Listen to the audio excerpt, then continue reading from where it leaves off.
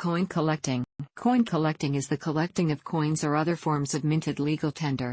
Coins of interest to collectors often include those that circulated for only a brief time, coins with mint errors, and especially beautiful or historically significant pieces.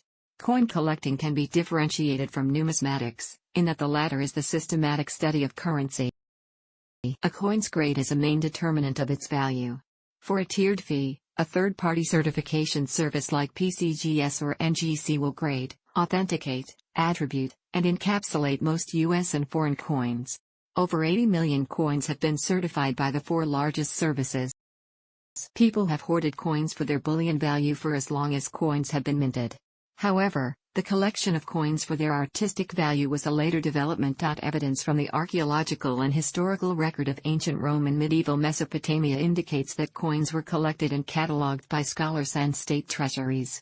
It also seems probable that individual citizens collected old, exotic or commemorative coins as an affordable, portable form of art. According to Suetonius in his De Vita Caesarum, The Lives of the 12 Caesars, written in the 1st century CE, the Emperor Augustus sometimes presented old and exotic coins to friends and courtiers during festivals and other special occasions.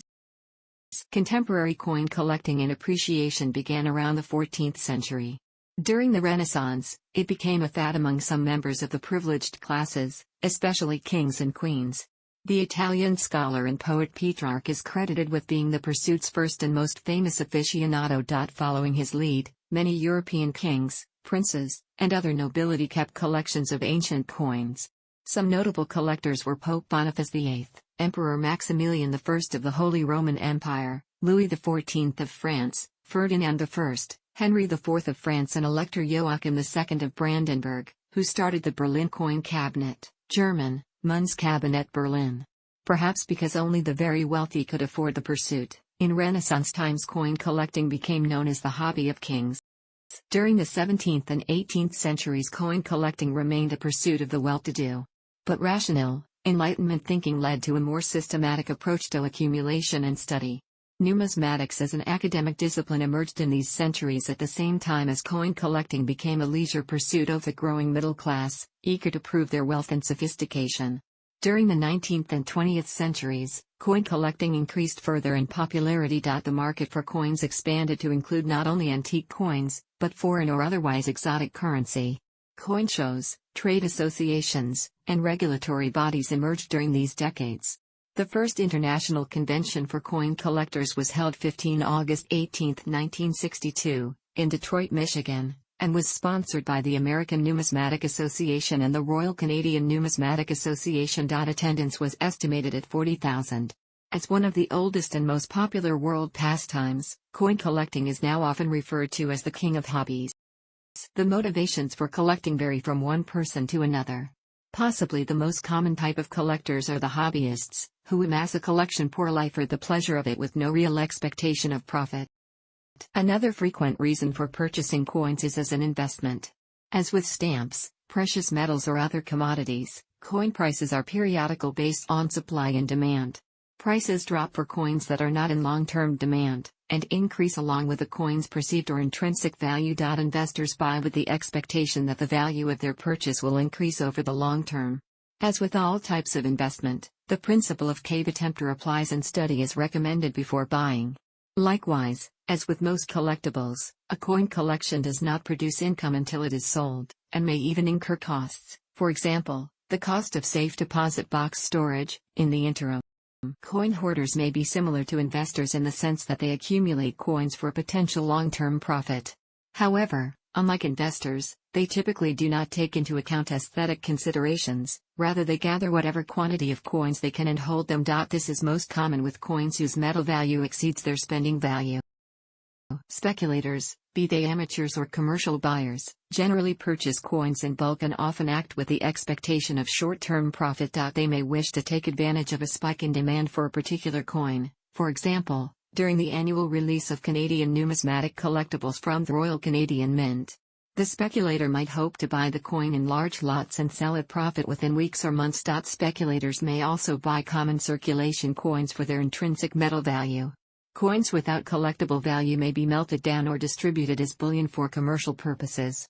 Typically they purchase coins that are composed of rare or precious metals, or coins that have a high purity of a specific metal.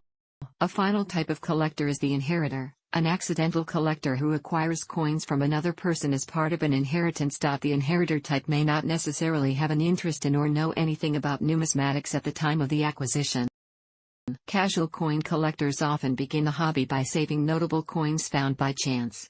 These coins may be pocket change left from an international trip or annulled coin found in circulation. Usually, if the enthusiasm of the novice increases over time, random coins found in circulation are not enough to satisfy their interest. The hobbyist may then trade coins in a coin club or buy coins from dealers or mints. Their collection then takes on a more specific focus. Some enthusiasts become generalists and accumulate a few examples from a broad variety of historical or geographically significant coins. Given enough resources, this can result in a vast collection. King Farouk of Egypt was a generalist with a collection famous for its scope and variety. Most collectors decide to focus their financial resources on a narrower, specialist interest. Some collectors focus on coins of a certain nation or historic period. Some collect coins by themes, or subjects, that are featured on the artwork displayed on the coin. Others will seek error coins. Still others might focus on exonymia such as medals, tokens or challenge coins. Some collectors are completists and seek an example of every type of coin within a certain category. Perhaps the most famous of these is Louis Elias Berg, the only collector thus far to assemble a complete set of known coins of the United States. Coin collecting can become a competitive activity, as prompted by the recent emergence of PCGS, Professional Coin Grading Service, and NGC, Numismatic Guarantee Corporation, registry sets. Registry sets are private collections of coins verified for ownership and quality by numismatic grading services. The grading services assess collections, seal the coins in clear plastic holders, then register and publish the results. This can lead to very high prices as dedicated collectors compete for the very best specimens of, for example, each date and mint mark combination. A few common themes are often combined into a collection goal. Collecting counterfeits and forgeries is a controversial area because of the possibility that counterfeits might someday re-enter the coin market as authentic coins, but U.S. statutory and case law do not explicitly prohibit possession of counterfeit coins. In coin collecting, the condition of a coin, its grade, is paramount to its value. A high-quality example is often worth many times more than a poor example. Collectors have created systems to describe the overall condition of coins.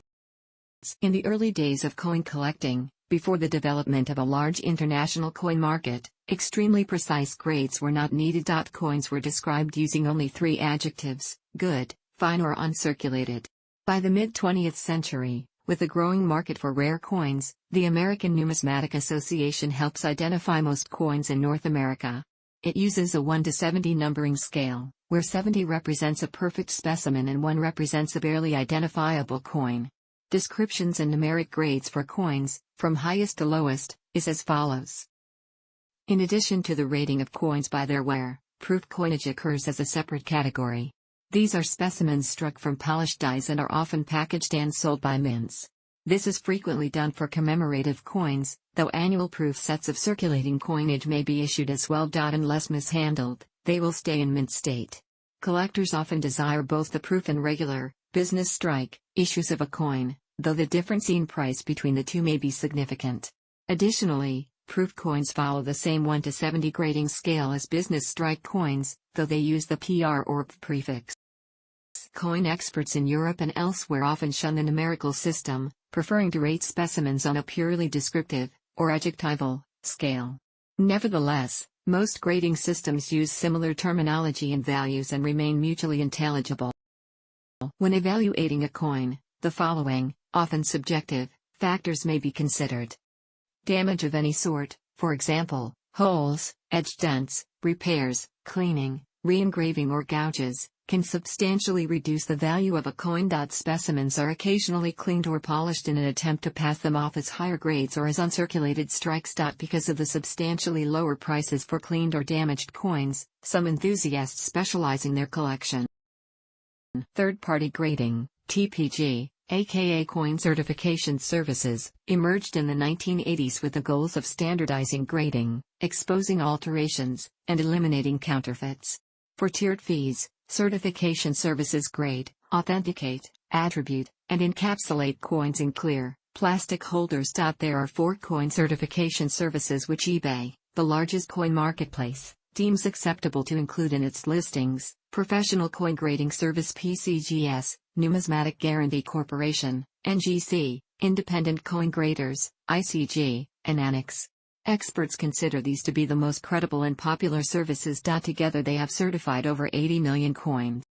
In 2007, the rare coin industry's leading dealer association, the Professional Numismatists Guild, PNG, released the results of a survey of major coin dealers who gave their professional opinions about 11 certification services. PCGS and NGC were rated superior overall, with Annex and ICG deemed good. PCI and SEGS were listed as poor, while called unacceptable were AccuGrade, ACG, Numistrust Corporation, NTC, Hallmark Coin Grading Service, HCGS, American Coin Club Grading Service, UX, and Star Grading Services, SGS. Certified Acceptance Corporation, CAC, is a Far Hills, New Jersey coin certification company started in 2007 by coin dealer John Albanese. The firm evaluates most numismatically valuable U.S. coins already certified by NGC or PCGS. Coins which CAC deems high-end for their grades receive green stickers.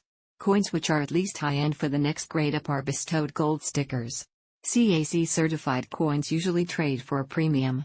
CAC buys and sells CAC certified coins via their affiliated trading network, Coinplex.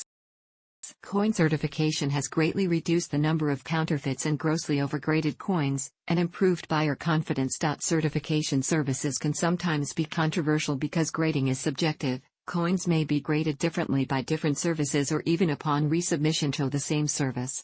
The numeric grade alone does not represent all of a coin's characteristics, such as toning, strike, brightness, color, luster, and attractiveness.